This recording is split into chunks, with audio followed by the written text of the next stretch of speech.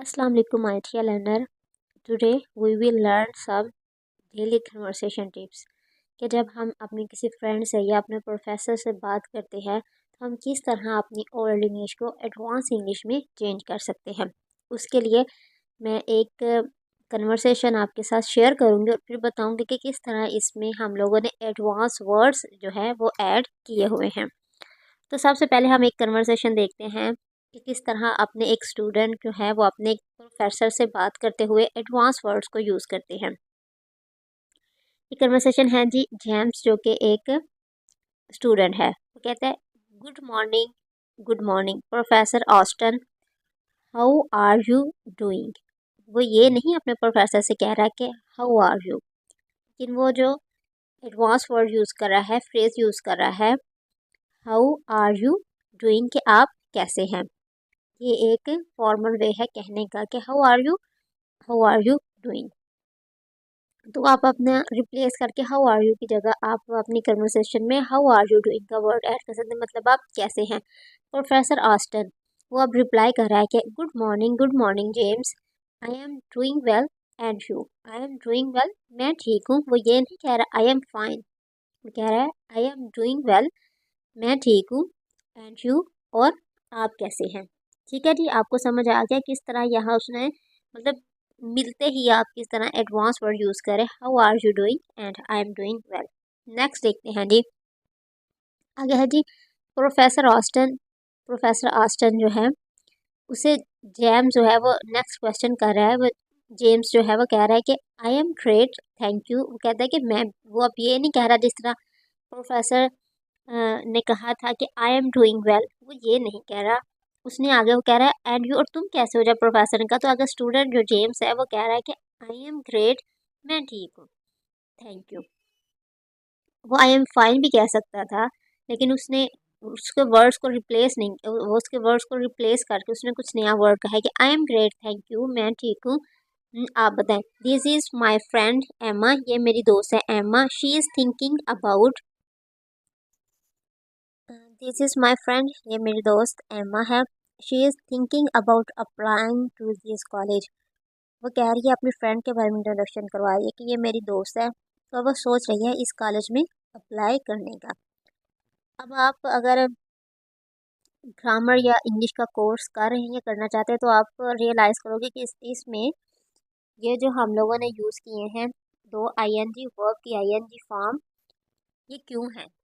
ठीक है जी, कन्वर्सेशन में हम इस इतना बोदर नहीं करते कि हम क्यों लिख रहे हैं, लेकिन जब हम इंग्लिश राइटिंग में अगर आप किसी एग्जाम में पेयर होना चाहते हो तब आपके लिए ज़रूरी है ये जानना कि किस तरह ये दो आईएनजी की फॉर्म जो है वो एक जगह एग्जिस्ट कर रही हैं। ठीक है, लेकिन अभी आप कन्वर्सेशन सीख रहे हैं तो आपको इसके बारे में परेशान हो जाए, आप ये ऐसे ही सेंटेंस जो है वो याद कर सकते हैं। She is thinking about applying to this college, she is thinking about applying in any department, किसी भी कह सकते हैं कि she is thinking about applying in Punjab police या इस तरह कुछ भी। आगे देखें, she has a few question, she has a few question के उसने कुछ क्वेश्चन करने हैं। Would you mind telling us about the process please. अब देखें जी, यहाँ एक वर्ड यूज़ हुआ है वुड यू माइंड।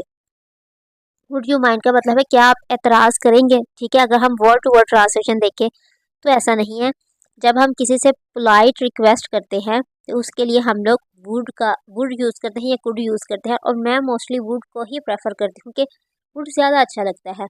हम कहते हैं ये पास्ट नहीं है, ये एक रिक्वेस्ट है किसी से। वुड यू माइंड, क्या आप इतनी मेहरबानी करेंगे हम पे, कि इस तरह इसका जो आता है वो सेंस आता है कि would you mind telling us, would you mind helping us, कि आप हमारी जो क्या है वो मदद करेंगे। एक रिक्वेस्ट करते हैं किसी के, वुड यू माइंड टेलिंग अस, क्या आप हमें ये बता सकते हैं, या इस अबाउट दी प्रोसेस प्लीज़, क्या आप हमें इसके जो प्रोसेस है उसके बारे में आप हमें बताएंगे। ये सिंपल सा एक क्वेश्चन है, लेकिन इंग्लिश में हम लोगों में इसमें एक एक्सप्रेशन लगा के would you mind telling us about the process, तो इससे बहुत सी अच्छा हम निकाल ले हैं, बहुत सी नेटिव ऐसा लगता है कि हम एक बहुत एडवांस इंग्लिश बोल रहे हैं या नेटिव इंग्लिश बोल रहे हैं। जिस तरह जो नेटिव हैं वो इस तरह इन सेंटेंसेस को वो बोलते हैं। ठीक है जी। अब इसमें आप लोगों ने ये भी याद रखें कि आपने किसी को रिक्वेस्ट करनी है कि क्या आप मेरी हेल्प करेंगे, कि क्या आप मुझे इस चीज़ के बारे में बताएंगे, वुड यू माइंड टेलिंग, किस चीज़ के बारे में, अबाउट आगे लिख के तो आगे आप लोगों ने वो बोल देना है, would you mind helping me about, क्या क्या किस चीज़ के बारे में हेल्प करना है, कि telling about where is my department, ऐसे आप कह सकते हैं। इस तरह के आप सेंटेंसेस यूज़ कर सकते हैं। तो ये तो आप पे डिपेंड करता है आप कितना हार्ड वर्क करते हो कि इस वर्ड को लेके। ठीक है जी। आगे देखें कि क्या कहा जाए। प्रोफेसर आस्टर रिप्लाई करता है कि hello Emma, it's a pleasure to meet you. जब हम किसी से मिलते हैं तो मोस्टली हम कहते हैं it's a pleasure to meet you. आगे वो कह रहा है कि I am more than happy to speak with you.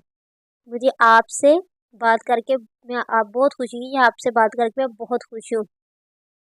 ठीक है। ये आप मतलब किसी कन्वर्सेशन शुरू करने से पहले भी आप कह सकते हैं कि I am more than happy to speak with you, या आप किसी कन्वर्सेशन के बाद भी कह सकते हो कि मुझे आपसे बात करके बहुत खुशी है, I am more than happy to speak with you. तो ये कुछ वर्ड हैं जो अपनी आप नोटबुक में लिख लें और अपनी कन्वर्सेशन में इसको यूज़ करें। Please stop by my office next week, कि please stop by my office next week, अगले हफ्ते आप मेरे दफ्तर आ जाएं। ठीक है। ये एक फुल नेटिव फ्रेज है जी। आपने किसी से कहना है कि ठीक है मैं आपसे मिल सकता हूँ, आप यहाँ आ जाइएगा, तो आप ये लिए please stop bye a coffee shop. ठीक है। Please stop bye my house, आप मेरे घर आ जाइएगा। तो अगर टाइम बताना हो तो उसके बाद हम अपना टाइम ऐड कर देंगे। Please stop bye my home after an hour, 1 घंटे के बाद आप मेरे ना घर आ जाइएगा। Please stop by any pizza shop, क्या जी, नेक्स्ट वेंसडे, या आफ्टर नेक्स्ट 2 आवर, दो जो अगले 2 घंटे हैं उनके बाद आप यहाँ आ जाइए, मैं आपसे मिल लूँगा। तो ये इस तरह हाँ कि आप अपनी वो नोटबुक में नोट करें, इससे मज़ीद सेंटेंसेस बनाएं। ये एक आपकी अच्छी प्रैक्टिस हो जाएगी। आगे देखिए जी अम्मा क्या कह रही है। It is a pleasure to meet you, आपसे मिलकर बहुत खुशी हुई professor. Thank you so much for helping us, कि हमारी मदद करने का बहुत शुक्रिया। Professor Aston, don't mention it, don't mention it, हमें ऐसे लगता है इसका जिक्र मत करें, तो लेकिन जो इंग्लिश में इसका मतलब होता है वेलकम, कि आपका भी बहुत शुक्रिया। तो आप वेलकम नहीं कहेंगे, आप कहेंगे don't mention it. Hopefully I will be able to answer your question, कि मुझे उम्मीद है कि मैं आपके तमाम सवालात का जवाब दे सकूँगा। ये एक कन्वर्सेशन जी। अगर हमने अपने किसी प्रोफेसर से हमने बातचीत करनी है किसी कोर्स के बारे में या अपनी क्लासेस के बारे में कुछ पूछने के लिए, तो आप इस तरह के एडवांस वर्ड यूज़ करेंगे। हमारे पास एक और कन्वर्सेशन जो हमारी अपने फ्रेंड के साथ है, उसमें भी 2-3 मुझे एडवांस वो स्ट्रक्चर मिले थे, तो मैंने कहा ये भी पढ़ देते हैं कि जैन जस्ट जैन दिल कहाँ जा रहे हो। ये उससे कन्वर्सेशन कर रहा है कि वो कहाँ जा रहा है।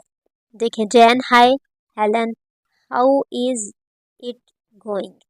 हमने वहाँ क्या किया था जी, व्हाट इज़, वहाँ हमारा क्या था जी, व्हाट इज़, के हाउ आर यू डूइंग, कि आप क्या कैसे हो आप।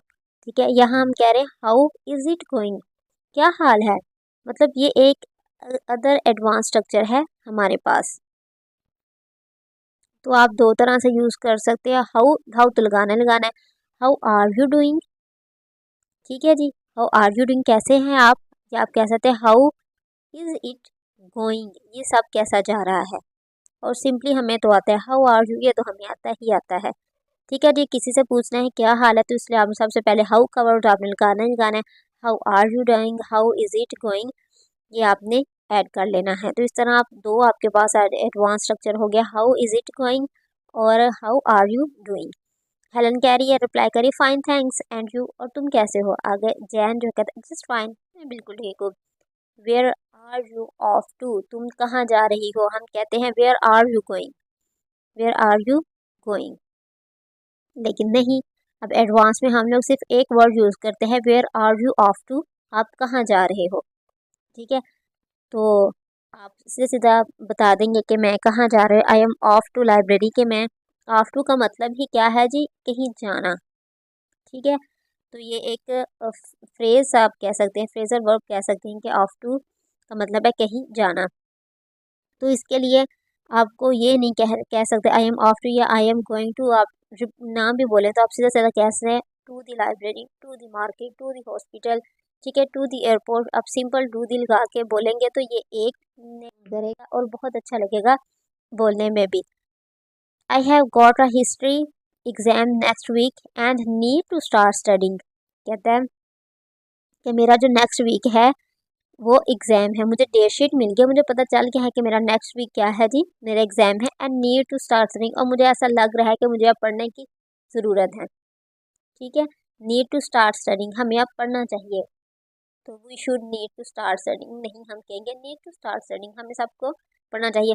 इसलिए जब नेटिव बोलते हैं इंग्लिश वो इस तरह के वो जो स्किप कर देते हैं वर्ड, तो हमें ऐसा लगता है पता नहीं इन्होंने क्या बोल दिया है।